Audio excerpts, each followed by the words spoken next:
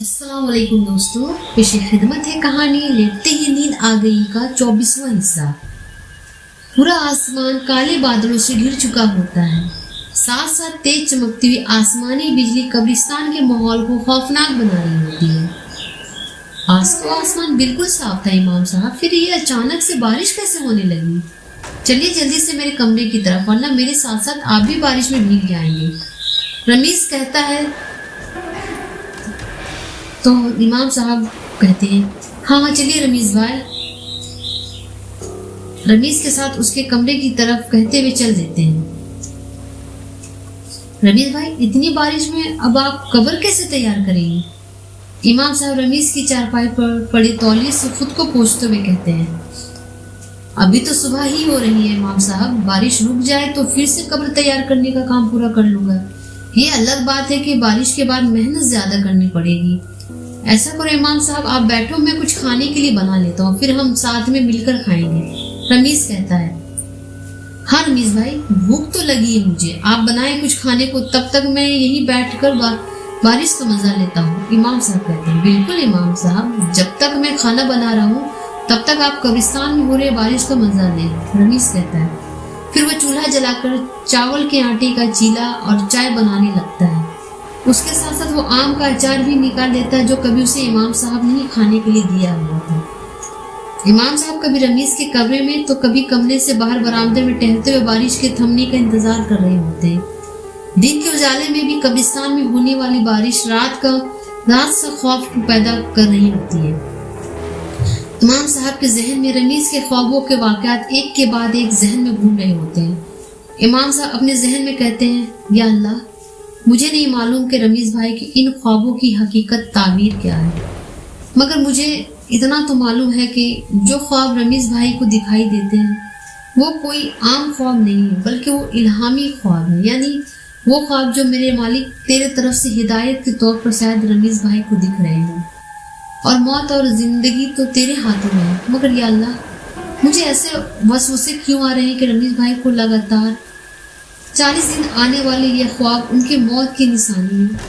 मेरे रब, रमीज भाई की उम्र में बरकत अता फरमा और उनके गुनाहों को माफ कर। या रब, रमीज भाई बड़े ही नेक बन गए हैं, एक उम्र गुजरी है मेरी उनके साथ। आज तक मैंने उन्हें कब्रिस्तान की खिदमत देख रेख और मेरी तेरी इबादत के अलावा कोई भी ऐसा काम करते हुए नहीं देखा जिससे वो कभी भी मुझे गलत लगे। बड़े ही नेक है मेरे रमीज भाई।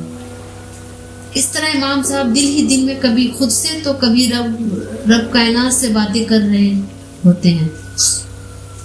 तभी उनकी नजर कब्रिस्तान के दरवाजे पे पड़ती है। वो देखते हैं कि एक के बाद एक कई लंबे कद के लोग सफेद लिबास सर से लेकर पैर तक पहने कब्रिस्तान की हदूद के अंदर दाखिल हो रहे होते हैं। उन सभी लोगों में एक बात एक जैसी होती है, और वो ये कि सभी एक जैसी चाल चल रहे होते हैं।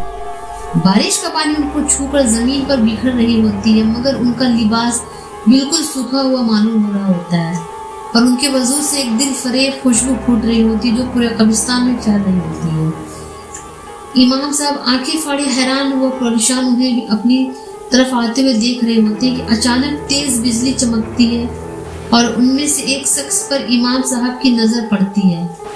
सफेद लंबी नूरानी चेहरा, बड़ी बड़ी लाल अंगारा आंखें, जिसे देख इमाम साहब डर कर चीख मारते हैं।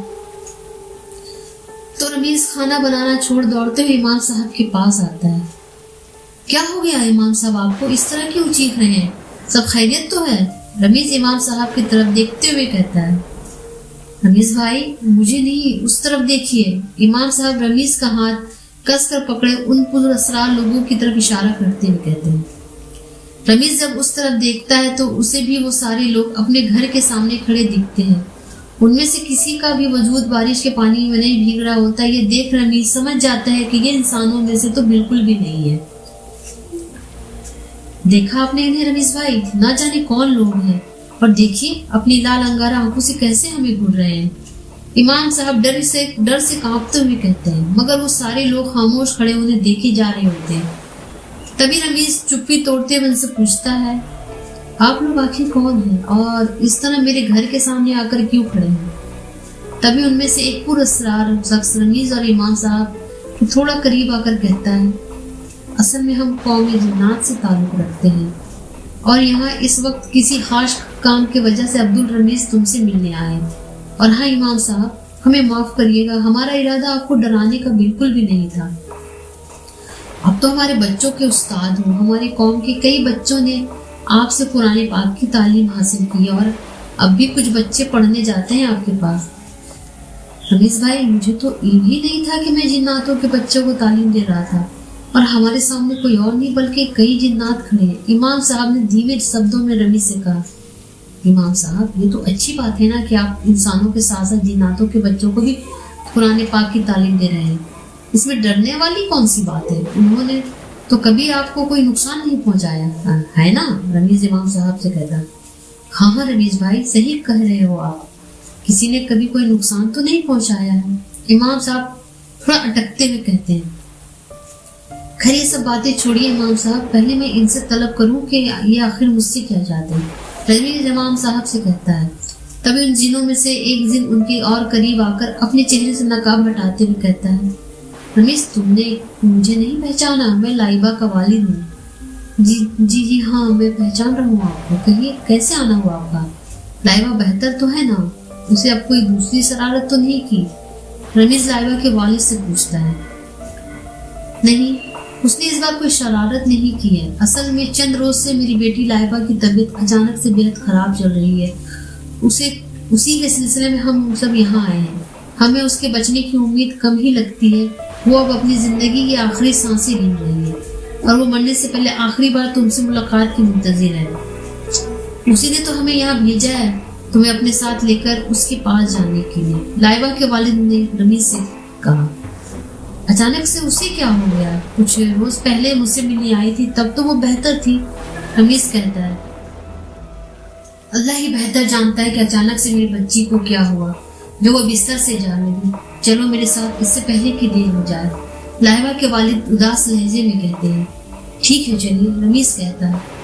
اگر آپ لوگ کو کوئی اعتراض نہ ہو تو میں بھی چلوں رمیز بھائی کے ساتھ؟ امام صاحب نے لائبہ کے والد سے اجازت لیتے ہوئے کہا. بالکل چلو استاد محترم, بھلا ہمیں کیوں کر اعتراض ہوگا؟ ہماری خوش نصیبی ہے کہ آپ ہماری دنیا میں تشریف لے جائیں گے. لائبہ کے والد نے شفقت سے کہا.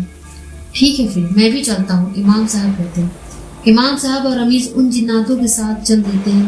ابھی وہ ان کے ساتھ قبرستان کے حدود سے باہر نکل ہی رہے ہوتے ہیں کہ وہ اگلے ہی پل خود کو جناتوں کی دنیا میں پاتے ہیں, جہاں جناتوں کی ایک بھیڑ ان کے ہی منتظر رہتی ہے. سامنے ہی ایک شاندار اور خوبصورت سا محل ہوتا ہے.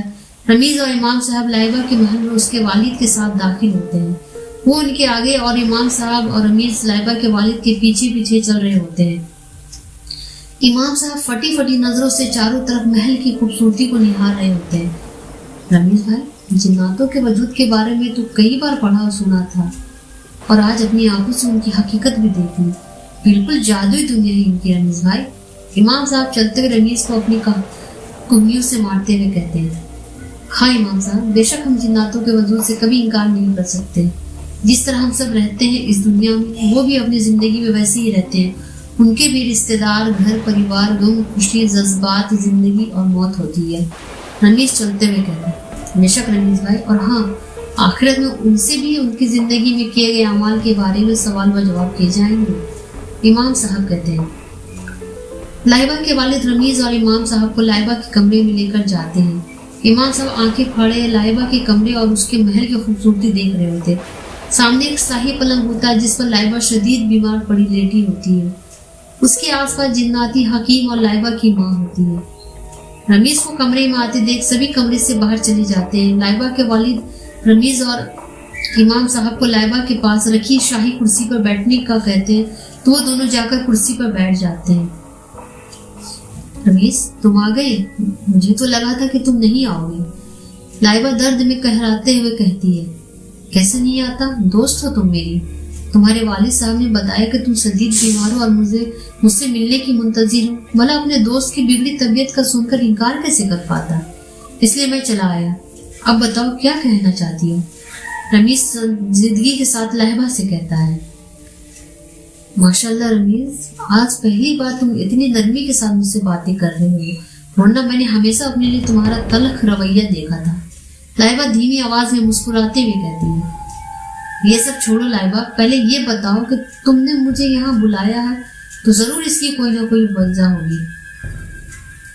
مجھے پتا تھا تم سوچتے ہوگے کہ میں نے تمہیں اس طرح کیوں بلایا۔ چلو بتا ہی دیتی ہوں۔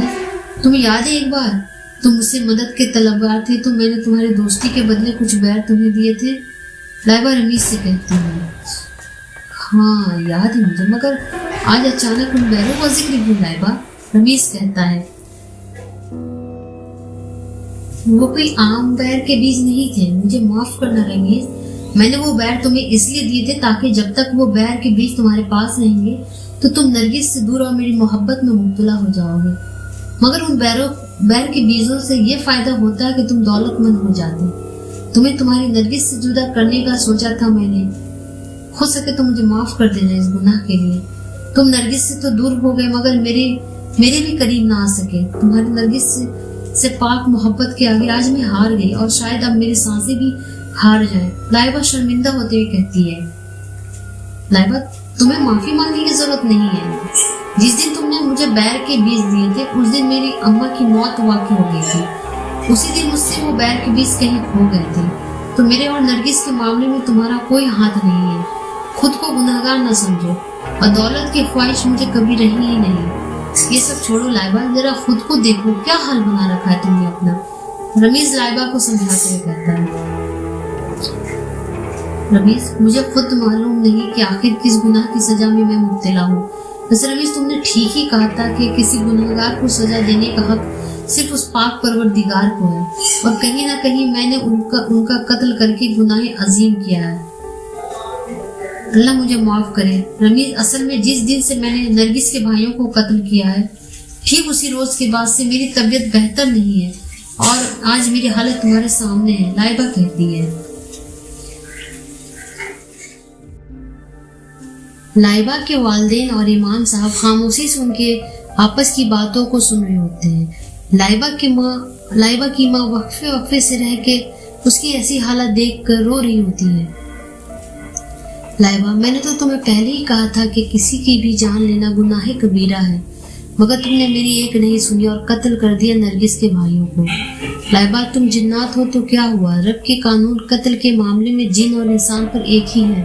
ہو سکتا ہے اللہ کو تمہاری یہ بات بری لگ گئی ہو، ہمارا رب ہم سب کے گناہوں کو معاف کرے آمین۔ رمیز کہتا ہے تو لائبہ رمیز کا ہاتھ اپنے ہاتھوں میں تھامتے ہوئے کہتی ہے رمیز میں تم سے بے انتہا محبت کرتی ہوں، تم میرے سب سے اچھے دوست رہے، تمہارے جتنا ایماندار اور دنیا کے تمام عیش و آرام کو قربان کر خدا کی رضا کی راہ میں لگ جانے والا میری نظر میں تم پہلے انسان ہو۔ اللہ تمہاری محبت نرگس کے قاتلوں کو زندہ کیسے چھوڑ دیتی، صرف اس لیے میں نے انہیں قتل کیا، باقی اللہ مجھے معاف کر دے۔ لائبہ کہتی ہے ہاں بے شک اللہ غلطیوں کو معاف کرنے والا بڑا مہربان ہے۔ رمیز کہتا ہے خیر رمیز ان باتوں کو جانے بھی دو، جو ہونا تھا سو ہو گیا، ویسے بھی ہر ایک کا اس دنیا میں زندگی اور موت کا وقت اور وجہ مقرر ہے۔ اور ہاں ایک اور بات، آج رات وہ سب آئیں گے تم سے ملنے، جس سارے راز کھل جائیں گے تمہارے خوابوں کے۔ رمیز میرے موت کے بعد مجھے جناتوں کے قبرستان میں دفن کرنے کے بجائے مجھے اپنی دنیا کے قبرستان میں دفن کرنا، وہیں پر جہاں نرگس کی قبر کے بغل میں جو تم نے ایک نئی قبر تیار کی ہے ٹھیک اسی کے قریب میری بھی قبر تیار کر مجھے وہی تدفین کر دینا، کم سے کم روزہ قیامت ہم سب ایک ساتھ اٹھیں گے۔ اتنا کہتے ہی لائبہ جو رمیز کا ہاتھ کس کر تھامے ہوتی ہے اس کے ہاتھ کی پکڑ ڈھیلی پڑ جاتی ہے اور اس کی موتی جیسے چمکتے آنکھ ساکت ہو جاتی ہے، جس میں کوئی جان تو نہیں ہوتی مگر مرتے وقت اپنی محبت رمیز کو نظر بھر کر اب بھی دیکھ رہی ہوتی ہے۔ لائبہ کو مرا ہوا دیکھ اس کی ماں اسے لپٹ کر رونے لگتی ہے تو رمیز لائبہ کا ہاتھ چھوڑ کر امام صاحب کے ساتھ کرسی سے اٹھ کر لائبہ کے والد کے برابر میں آ کر کھڑا ہو جاتا ہے۔ رمیز کو اپنے قریب کھڑا دیکھ لائبہ کے والد نم آنکھوں سے کہتے ہیں رمیز ویسے تو ہم جنات کبھی بھی اپنے قوم کے کسی بھی جن کی میت کو انسانی قبرستان میں نہیں دفناتے ہیں، ہمارے مردے ہم اپنے ہی قبرستان میں دفن کرتے ہیں، مگر میری بیٹی کی آخری خواہش تھی کہ وہ تمہاری دنیا میں دفنائی جائے، اس لیے میں اپنی بیٹی لائبہ کو غسل دلا کر اس کے آخری سفر کے لیے تیار کرواتا ہوں، تب تک آپ قبرستان جا کر اس کی قبر تیار کر لیں۔ اور ہاں इमाम साहब, आपसे गुजारिश है कि आप मेरी बेटी की नमाज जनाजा पढ़ाएं। मैं भी चाहता हूँ कि लाइबा की आखिरी रुखसती इंसानी दुनिया से हो। जी, जैसा आप बेहतर समझें, मुझे कोई एतराज नहीं। जवान मौत माँ बाप के लिए बड़ा सदमा होती है। अल्लाह आप लोगों को सब्र अता करे। इमाम साहब ने लाइबा के वालिद से कहा, अगर आप लोगों को किसी तरह की कोई मदद चाहिए तो मैं अपने कुछ जिन गुलामों को आपके साथ रवाना कर देता हूँ। लाइबा के वालिद ने नम आंखों से कहा, नहीं, उसकी कोई जरूरत नहीं, मैं अपना काम खुद कर लूंगा। रमीज संजीदगी के साथ कहता है, लाइबा की मौत की खबर सुनते ही पूरे जिन्नाती कबीले उसके महल और उसके आसपास आकर इकट्ठा हो जाते हैं और लाइबा और उसके खानदान वालों के साथ उसके जाने के गम में शरीक हो जाते हैं। रमीज और इमाम साहब को लाइबा की कुछ गुलाम जिन उसी बेरी के पेड़ से होते हुए पेड़ के बाहर पहुंचाकर वापस चले जाते हैं। उनके जाते इमाम साहब कभी बेरी के पेड़ तो कभी रमीज को हैरत से देखते हैं। फिर कहते हैं, रमीज भाई, बड़े हैरत की बात है कि एक आम से पेड़ के अंदर इतनी बड़ी दुनिया मौजूद है। पेड़ के अंदर नहीं इमाम साहब, शायद पेड़ से होकर उनकी दुनिया का रास्ता जाता हो। खैर, ये सब गैब की बात है, अल्लाह ही बेहतर जानता है। हमारी इतनी अकल कहाँ जो इन सब पुरस्कार चीजों की हकीकत समझे। रमीज इमाम साहब के साथ कब्रिस्तान की तरफ चलते हुए कहता है, रमीज भाई, आप लाइबा का कब्र तैयार करिए, तब तक मैं अपने घर से होकर आता हूँ। इमाम साहब ने कब्रिस्तान के दरवाजे तक पहुंचते हुए कहा, घर जाकर क्या करोगे आप इमाम साहब? यही मेरे साथ रहकर उनका इंतजार करें, वो लोग कभी भी यहाँ पहुंच सकते हैं। रमीज ने कहा, ठीक है रमीज भाई, मैं यही आपके साथ इंतजार कर लेता हूँ, मगर मैं काफी वक्त से घर से बाहर हूँ। घर में सब फिक्र कर रहे होंगे। इमाम साहब फिक्रमंद होते हुए कहते हैं, ठीक है इमाम साहब, आप घर से होकर आए, तब तक मैं अपने कामों में लग जाता हूँ। बारिश तो थम चुकी है, मगर मिट्टी गीली होगी पूरी तरह, काफी मुशक्कत करनी पड़ेगी मुझे कब्र तैयार करने में। रमीज इमाम साहब से कहता है। रमीज से इजाजत लेकर इमाम साहब कुछ वक्त के लिए अपने घर की तरफ चल देते हैं। रमीज कुदाल उठा कब्रिस्तान में उस तरफ चल देता है जिधर उसे कब्र तैयार करनी होती है। लाइबा की आखिरी ख्वाहिश के मुताबिक रमीज सुबह के वक्त में जिस कब्र को तैयार कर रहा था, ठीक उसी के पास ही एक पुराने कब्र का इंतखाब करता है लाइबा की कब्र के लिए। जैसे ही वो लाइबा की कब्र के लिए पहली दफा कुदाल से मिट्टी खोदता है, बेख्तियार उसकी आंखों से आंसू बहने लगते हैं। आज उसकी मौत के बाद उसे एहसास होता है कि उसने लाइबा की जीते जी कभी भी उसकी दोस्ती की कदर नहीं की। वाकई मौत का कोई भरोसा नहीं, कब किसे अपने साथ ले जाए। रमीज भाई, आ गया मैं। आपका काम मुकम्मल हुआ कि नहीं? इमाम साहब रमीज को आवाज लगाते हुए कब्रिस्तान में दाखिल होते हैं। हाँ, हो गया इमाम साहब, आ रहा हूँ, रमीज कहता है। इमाम साहब के करीब पहुंचता है। तभी उसे ख्याल आता है कि उसने लाइबा की दुनिया में जाने से पहले चूल्हा जलाया हुआ छोड़ा था। वो जल्दी से अपने कमरे के अंदर जाता है तो वो देखता है कि जो चीला और चाय बनाने का जो काम वो अधूरा ही छोड़ कर गया था, वो सब बने हुए होते हैं और चूल्हा बुझा हुआ और साफ सुथरा होता है। साथ में जिस केतली में रमीज ने चाय बनाया था वो अभी तक गर्म होते हैं। रमीज काफी हैरान होता है। तभी इमाम साहब उससे पूछते हैं, क्या हो रमीज भाई, आप अपना सर क्यों खुजा रहे हो? इमाम साहब, क्या बताऊं, मैं तो खाना बनाने का काम अधूरा छोड़कर गया था और देखो आप यहाँ सब कुछ बना हुआ और गर्म भी है। रमीज हैरान होते हुए कहता है, रमीज भाई, वाकई कब्रिस्तान के साथ साथ आपकी जिंदगी के मामला भी पुरस्कार और दिलचस्प है। इमाम साहब कहते हैं, इमाम साहब आप बैठे, मैं जरा बदन पर पानी उड़ेल कर तैयार हो जाऊं मिट्टी देने के लिए। रमीज कहता हुआ बाल्टी लेकर नल की तरफ चल देता है। ठीक है रमीज भाई, जल्दी आए, मैं इंतजार कर रहा हूँ। इमाम साहब कहते हुए वही चबूतरे पर बैठ जाते हैं। थोड़ी ही वक्त में रमीज भी तैयार होकर आ जाता है। तभी उनकी नाक से खुशबू टकराती है तो वो कब्रिस्तान के दरवाजे की तरफ देखते। काफी तादाद में जिन्नात के कौम के लोग लाइबा के जनाजे को कांधे दिए कब्रिस्तान में दाखिल होते हैं। वो लोग लाइबा के जनाजे को कब्रिस्तान में बने नमाज पढ़ने की जगह पर रखकर खड़े हो जाते हैं। इमाम साहब लाइबा की नमाज जनाजा पढ़ाते। नमाज पढ़ाने के बाद रमीज कब्र के अंदर जाकर लाइबा के कफन में लिपटे जिस्म को कब्र के अंदर लिटाता है। फिर उसके चेहरे से कफन हटाकर उसकी कौम को उसका आखिरी दीदार करवाता है, जिसे हमेशा रमीज ने सजा सवरा हुआ और हंसता और बोलता देखा था। आज वो कफन पहने खामोश लेटी हुई रहती है। रमीज वापस से उसके चेहरे को कफन से ढक कर कब्र से बाहर निकल कर कब्र के ऊपर से लकड़ी का तख्ता लगा देता है। फिर बारी बारी से सभी अपनी मुट्ठी में मिट्टी उठाते हैं। रमीज भी अपनी मुट्ठी में मिट्टी उठाता है और पढ़ता है मिन्हा खलकनहुम, जिसका मतलब होता है मिट्टी से हमने तुम्हें पैदा किया। उसके बाद पहली बार मिट्टी कब्र पर डालता है, दूसरी बार मिट्टी मुट्ठी में उठाता है और पढ़ता है वफीहा नुईदुकुम, जिसका मतलब होता है और उसी में हम तुम्हें वापस लौटाते हैं। पढ़कर रमीज मिट्टी लैबा की कब्र पर डालता है। फिर रमीज तीसरी बार मुट्ठी में मिट्टी उठाता है और पढ़ता है वमिन्हा नुखरिजुकुम तरतन उखरा, जिसका मतलब होता है और उसी से तुम्हें दूसरी बार निकालेंगे। फिर वो आखिरी बार मिट्टी लैबा की कब्र पर डालता है और हाथों को झाड़ देता है। इसी तरह वो वहाँ पर मौजूद सभी जिन्नात और इमाम साहब सभी लैबा के कब्र पर मिट्टी डाल देते हैं। फिर रमीज लैबा की कब्र को अच्छे से मिट्टी से बराबर कर देता है। इंसानों का खाकी वजूद हो या हम जिन्नातों का आग से बना हुआ वजूद, आखिर के हम सबको इसी खाक यानी मिट्टी के अंदर वापस लौटना है। लैबा के वालिद रमीज और इमाम साहब से कहते हैं, बिल्कुल दुरुस्त फरमाया आपने। अल्लाह की बनाई हर मखलूक, चाहे वो इंसान हो या जिन या कोई और दूसरी मखलूक, मौत के बाद सभी को मिट्टी में मिल जाना है। इमाम साहब फरमाते हैं, अब मुझे इजाजत दे, मैं चलता हूँ। लैबा के वालिद रमीज और इमाम साहब से इजाजत लेकर अपने कौम के लोगों के साथ रुखसत हो जाते हैं। रमीज हाथ मुंह धोकर वापस अपने कमरे में जाता है तो उसके घर में रखा हुआ खाना अभी भी गर्म होता है। रमीज को हैरत होती है कि कई घंटे गुजर जाने के बाद भी चाय और चावल का चीला अभी तक गर्म होते हैं, जो कि मामूली बात नहीं होती। खैर रमीज फिर भी इमाम साहब को आवाज देकर बुला लेता है। फिर दोनों साथ में खाना खाकर थोड़ी देर आराम की नीयत से रमीज के घर के बाहर बने चबूतरे पर बैठ जाते हैं। आज कई साल बाद रमीज और इमाम साहब एक दूसरे के साथ काफी वक्त गुजार रहे होते हैं। दोनों एक दूसरे से बहुत सारी बातें करते हैं। फिर जोहर की नमाज का वक्त होता है तो दोनों मस्जिद की ओर एक साथ चल देते हैं। दोपहर में जोहर की नमाज पढ़ के थका हारा रमीज कब्रिस्तान में बने अपने छोटे से घर की चारपाई पर इस ख्याल से लेट जाता है कि थोड़ा सा आराम करके वापस से वो उस कब्र को तैयार करेगा जिसे आज सुबह उसने अधूरा छोड़ दिया था।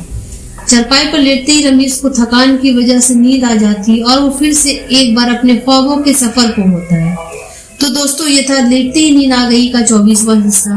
अगर सांसों ने वफा की तो जल्द ही आप लोगों के साथ वापस आऊंगी अगले हिस्से के साथ। तब तक के लिए मुझे इजाजत दे और सुनते रहिए लेटते ही नींद।